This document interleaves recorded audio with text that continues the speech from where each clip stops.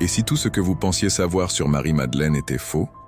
Et si cette femme, réduite par l'histoire à une simple pécheresse repentie, avait en réalité détenu les clés d'un christianisme secret, d'une tradition spirituelle si puissante que l'Église primitive a tout fait pour l'effacer?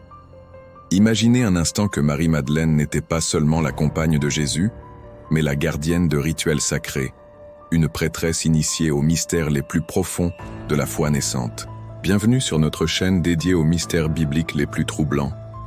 Je suis votre guide dans cette enquête extraordinaire qui va bouleverser votre compréhension du christianisme primitif.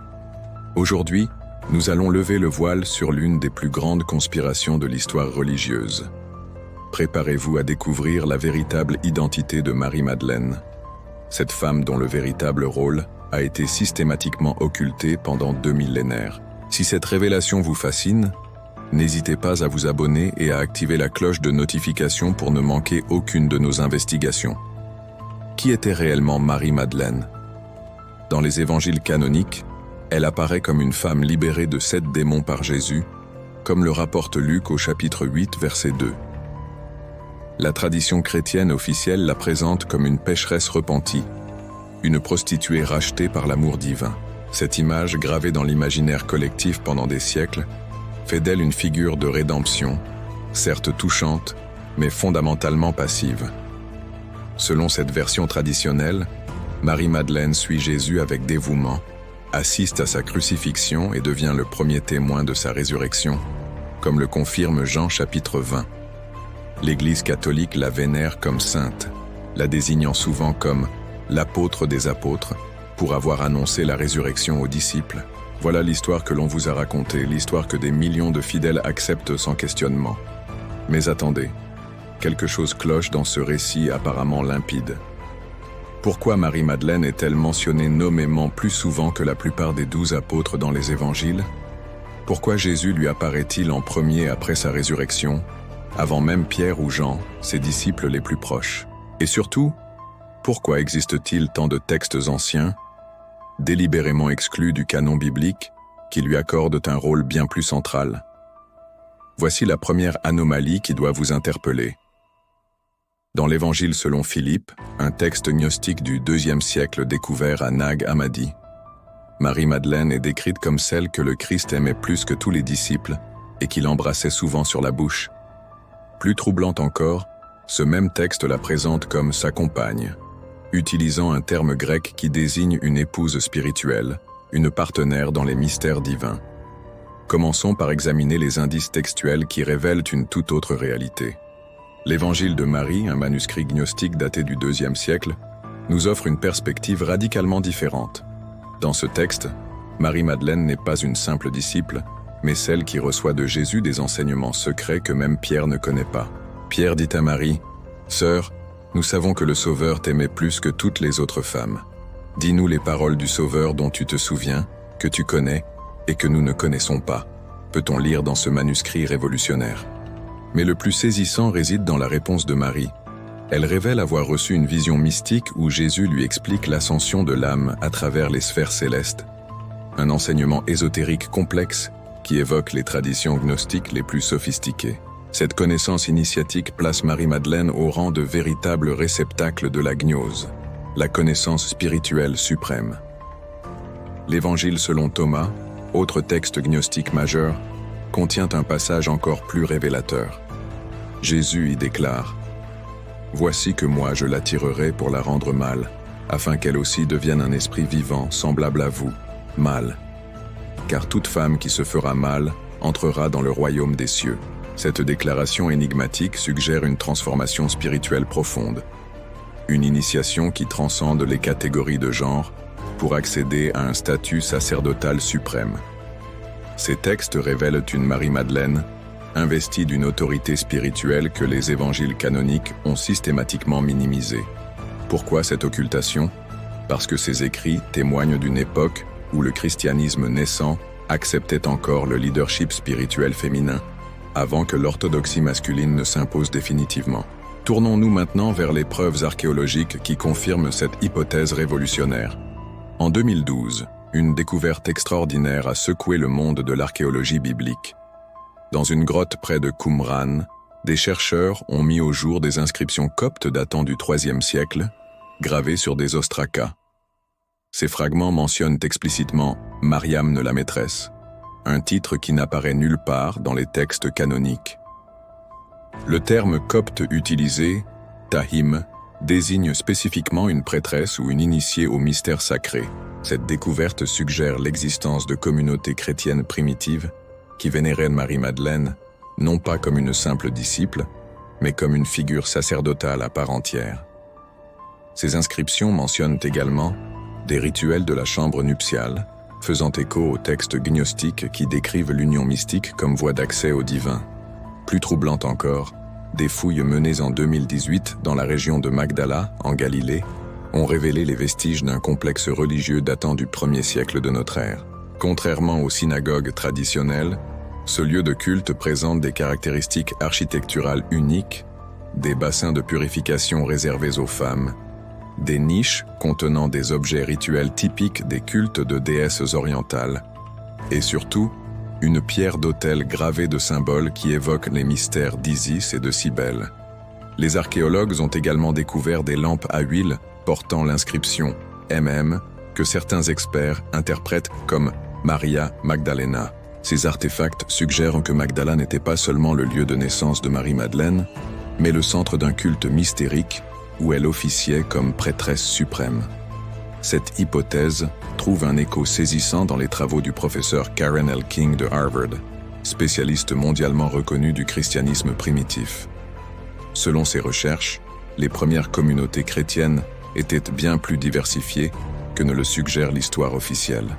Marie-Madeleine représente la survivance d'une tradition sacerdotale féminine qui remonte au culte à mystères hellénistiques, affirme-t-elle dans ses écrits.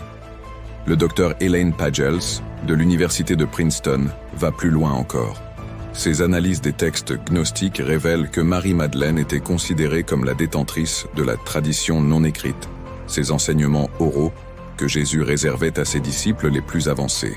Elle n'était pas seulement l'apôtre des apôtres, explique Pagels. Elle était la gardienne des mystères qui transforment l'âme humaine. Cette interprétation trouve une confirmation troublante dans l'étude comparative des religions. Le culte d'Isis, dominant dans le bassin méditerranéen au 1er siècle, présentait des similitudes frappantes avec le rôle attribué à Marie-Madeleine dans les textes gnostiques. Isis était vénérée comme Stella Maris, l'étoile de la mer, un titre qui sera plus tard attribué à la Vierge Marie.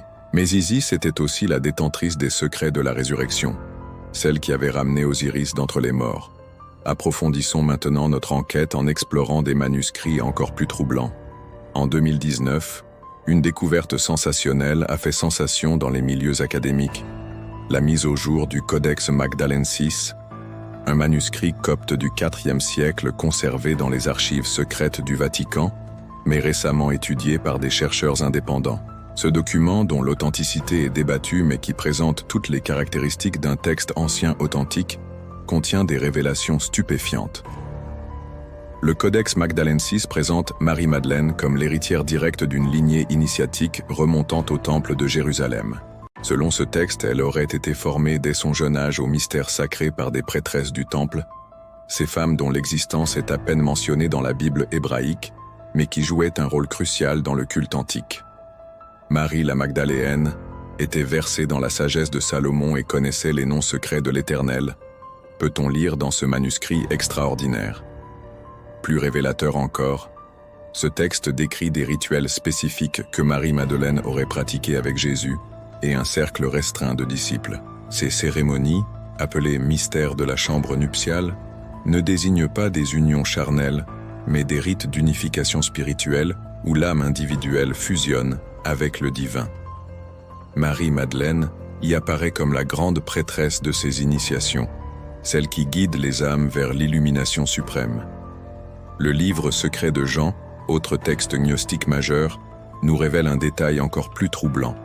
Il mentionne l'existence d'un évangile de la Sophia, attribué à Marie-Madeleine elle-même. Ce texte, aujourd'hui perdu, aurait contenu les enseignements les plus ésotériques de Jésus, ceux qu'il ne confiait qu'à sa compagne spirituelle.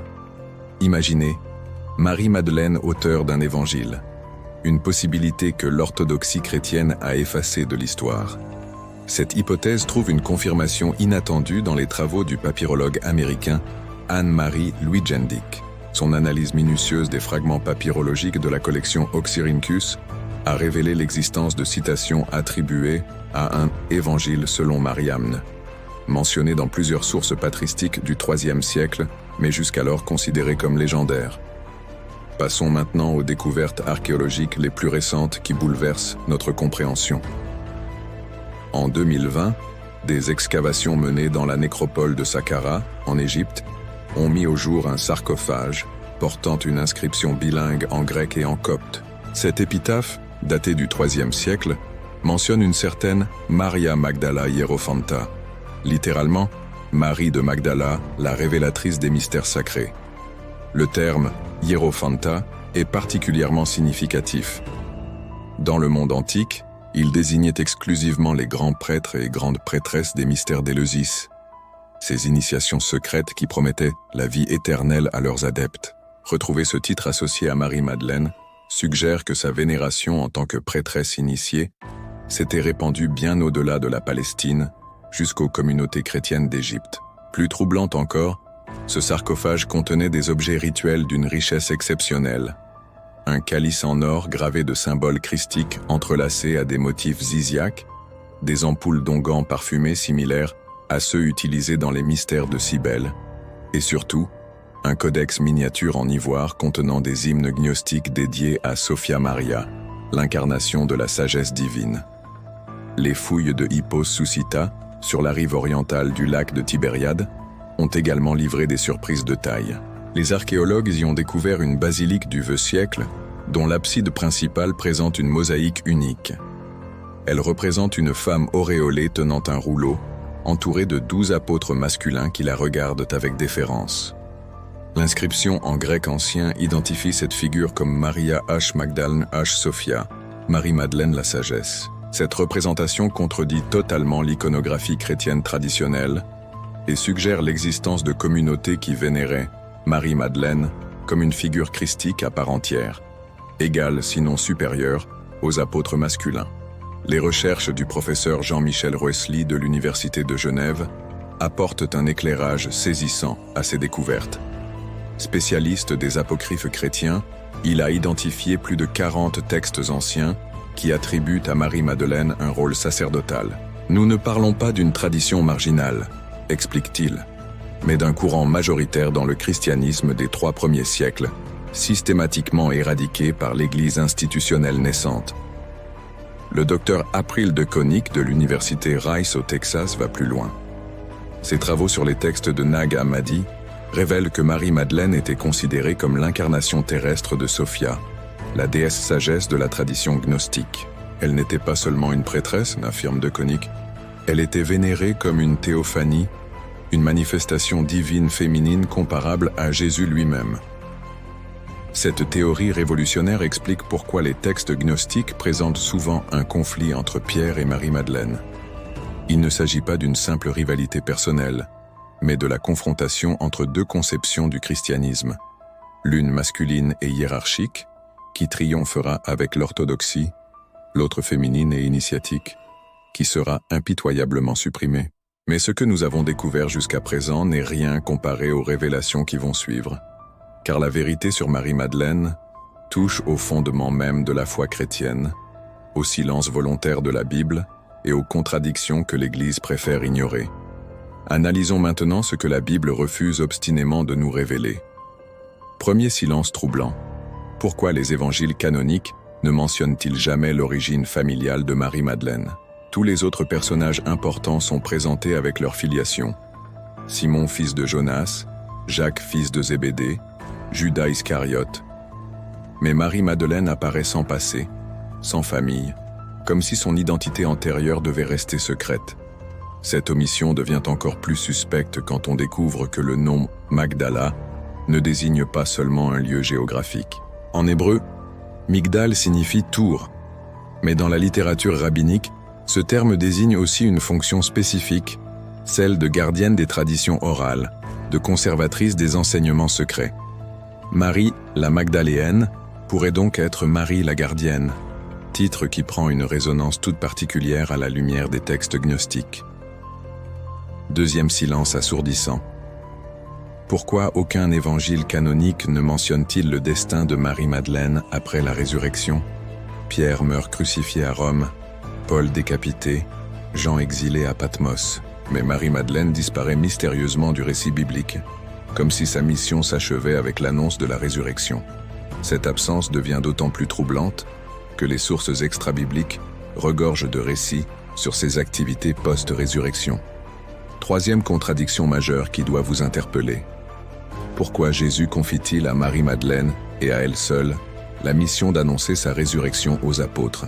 Dans une société patriarcale où le témoignage des femmes n'avait aucune valeur juridique, ce choix défie toute logique sociale.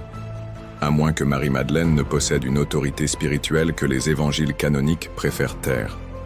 L'analyse des manuscrits de la mère morte révèle une possibilité encore plus troublante.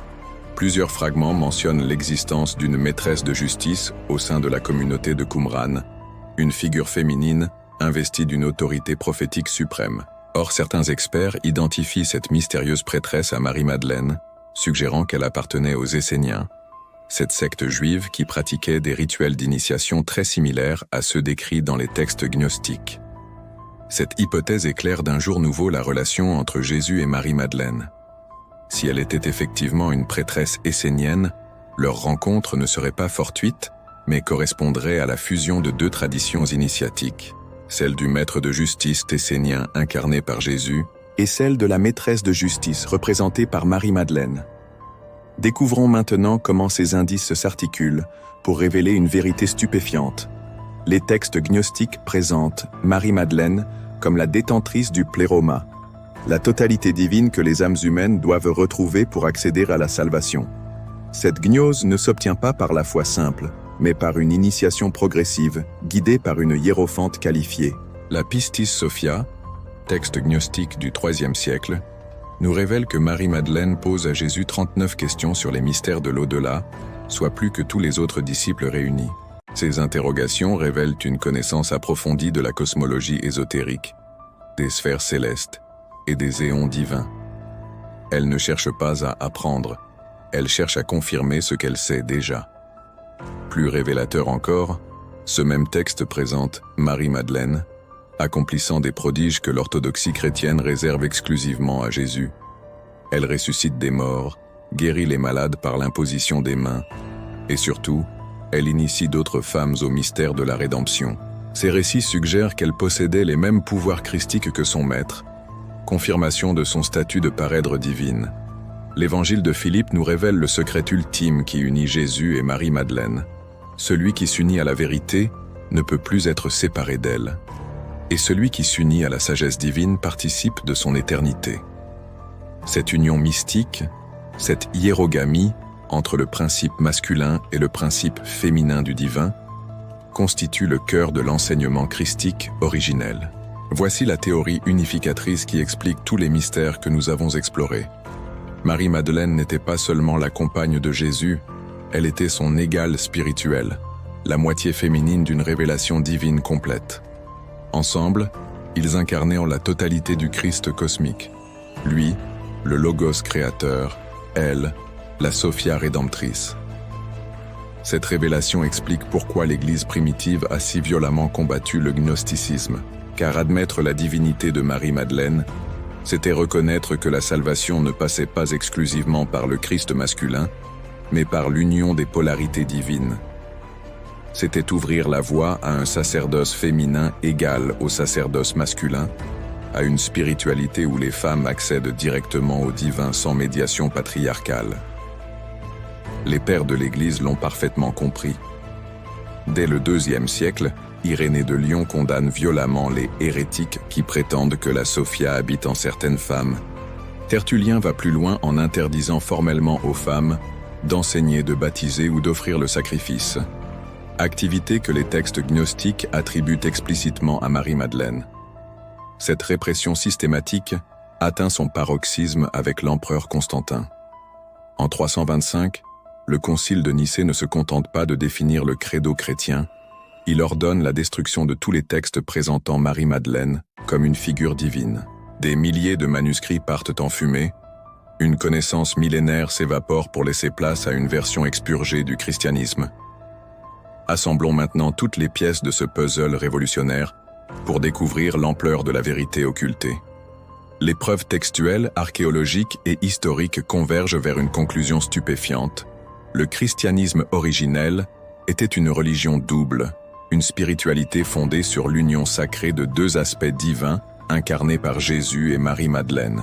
Cette vision bouleverse notre compréhension de la scène, ce repas que l'orthodoxie présente comme l'institution de l'Eucharistie. Les textes gnostiques révèlent qu'il s'agissait en réalité d'un rite de hiérogamie mystique, une cérémonie d'union spirituelle présidée conjointement par Jésus et Marie-Madeleine. Le pain et le vin ne symbolisaient pas seulement le corps et le sang du Christ, mais l'union des principes masculins et féminins du divin. Cette interprétation est claire d'un jour nouveau, la présence de Marie-Madeleine au pied de la croix. Elle n'y assiste pas en simple spectatrice éplorée, mais en prêtresse accomplissant un rituel mortuaire complexe, préparant la résurrection par des onctions sacrées que seule une initiée aux mystères osiriaques pouvait pratiquer. La résurrection elle-même prend une signification radicalement différente. Quand Jésus apparaît à Marie-Madeleine dans le jardin, il ne se contente pas de lui annoncer sa survie. Il lui transmet les derniers secrets de son enseignement, ces mystères ultimes que seule sa parèdre divine pouvait comprendre et perpétuer. Voici la révélation finale qui va ébranler vos certitudes. Marie-Madeleine était la gardienne d'une tradition christique secrète, parallèle à celle des apôtres masculins.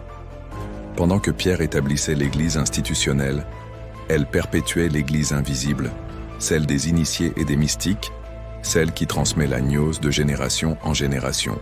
Cette tradition souterraine explique l'émergence mystérieuse de courants ésotériques chrétiens tout au long de l'histoire.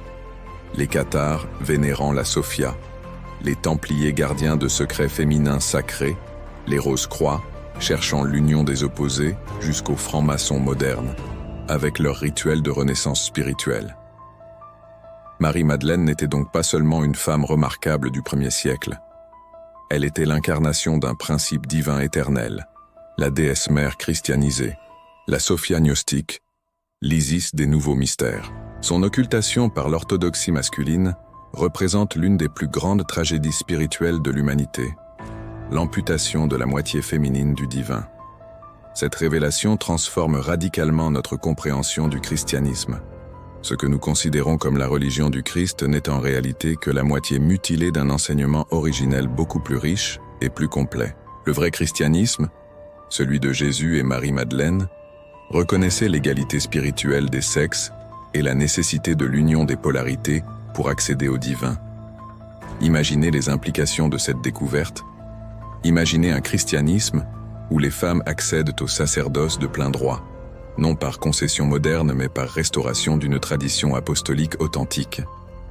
Imaginez une spiritualité où l'union mystique remplace la soumission aveugle, où la gnose éclaire la foi, où la Sophia complète le logos. Cette vérité chamboule 2000 ans d'histoire religieuse. Elle révèle que l'oppression des femmes dans le christianisme n'est pas voulue par Dieu, mais imposée par des hommes soucieux de monopoliser le pouvoir spirituel.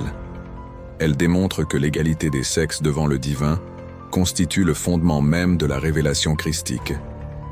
Plus troublant encore, cette découverte suggère que les véritables héritiers du Christ ne sont pas forcément ceux qui se réclament de Pierre et de la succession apostolique masculine, mais peut-être ces communautés secrètes qui, à travers les siècles, ont maintenu vivante la tradition magdaléenne. Que signifie cette révélation pour nous, hommes et femmes du XXIe siècle? Elle nous invite d'abord à reconsidérer notre rapport au sacré. Si Marie-Madeleine était effectivement une prêtresse divine, alors la spiritualité authentique ne peut se passer de la dimension féminine du divin.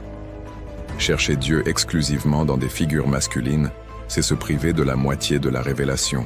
Cette découverte nous confronte également à une question fondamentale. Quelle version du christianisme voulons-nous transmettre aux générations futures? Celle diminuée et amputée que nous a léguée l'orthodoxie patriarcale, ou celle complète et équilibrée que Jésus et Marie-Madeleine ont réellement enseignée? Enfin, cette révélation nous invite à nous interroger sur notre propre quête spirituelle. Sommes-nous capables d'accepter que la vérité puisse différer de ce qu'on nous a enseigné? Avons-nous le courage de rechercher la totalité du divin, même si cela bouleverse nos croyances les plus profondes? Marie-Madeleine, la sacerdotesse cachée, nous tend une main à travers les siècles. Elle nous invite à redécouvrir un christianisme complet, une spiritualité où masculin et féminin s'unissent dans l'harmonie divine. Accepterons-nous cette invitation? Aurons-nous l'audace de restaurer la vérité occultée? Cette enquête se termine, mais votre propre recherche de la vérité ne fait que commencer. Si cette révélation vous a fasciné, si vous souhaitez approfondir ces mystères bibliques, abonnez-vous à notre chaîne, car ce que nous venons de découvrir sur Marie-Madeleine n'est que le sommet de l'iceberg. D'autres secrets, d'autres révélations vous attendent dans nos prochaines investigations. La vérité, toute la vérité, mérite d'être révélée.